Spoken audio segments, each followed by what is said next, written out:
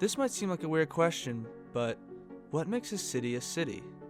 There are a lot of obvious answers to this question, like quality of life, activities, and a culture that make a city. But there's one aspect of a city that plays a major role. I'm talking about architecture. Architecture defines a city by providing the physical environment.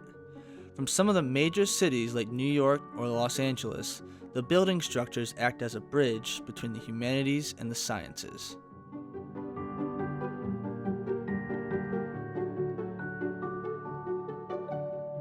For small cities like Claremont, architecture tells a rich history of what once was. Architecture exemplifies the mood of the times, and this documentary explores the legacy of residential architecture in Claremont.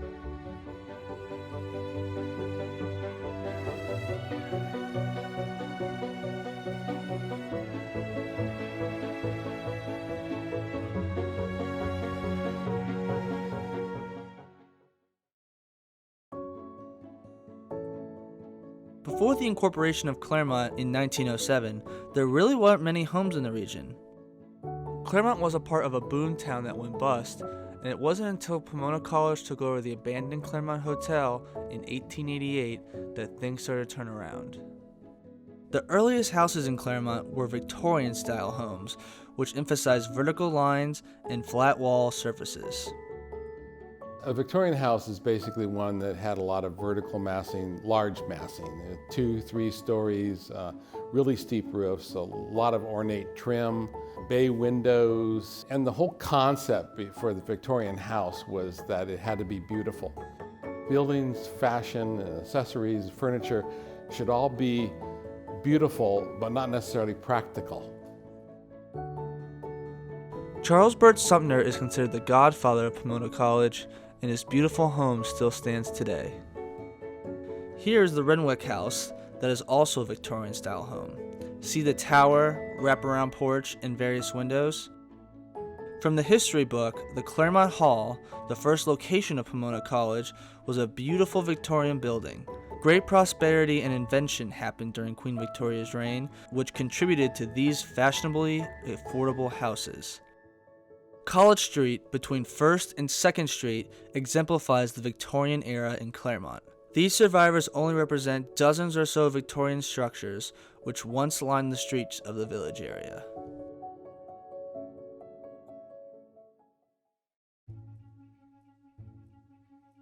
At the turn of the 20th century, Claremont was gradually expanding. The Claremont citrus industry was starting to take off, and homes being built were taking part of the arts and crafts movement. Well, during the turn of the century, a couple things were happening. One, first of all, there was a real response to the Victorian era with the craftsman movement, or what's sometimes referred to as the arts and crafts movement.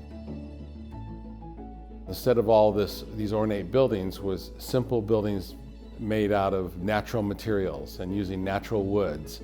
And it was about craftsmanship and handiwork. Lower horizontal massing, big porches with substantial columns holding up those porches, and especially in Southern California, a lot of rock columns. The craftsman movement came along, and you had this more open floor plan in houses, whereas it used to be all very individual rooms in Victorian houses. Thousands of bungalows were built all over Southern California, and Claremont was graced with one of the most famous craftsman architects, Green and Green, who designed and built the Darling home. This home was a big deal for Claremont, as it got international recognition, as well as the first home the Green brothers demonstrated elements that would mark their signature style.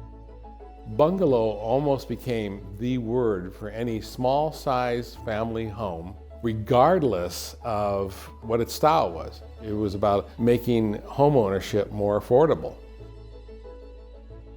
And even in Claremont, we have lots of examples of kit homes that were built. And so people would order these homes, either I think from Pacific Homes or from the Sears Roebuck catalog, and build a complete house from a kit. Stone architecture was also popular during this time, where whole homes were built with Claremont potatoes. The stone houses in Claremont came about because of the citrus industry. Because as they were clearing the land, there was all these stones. You can see them along Baseline, the Johnson House on Mountain just above Foothill, another great example, or the Pitzer House. You know, that house is just an incredible house, and that house was designed by Robert Orr, and it's been called probably the best example of a stone house in all of Southern California.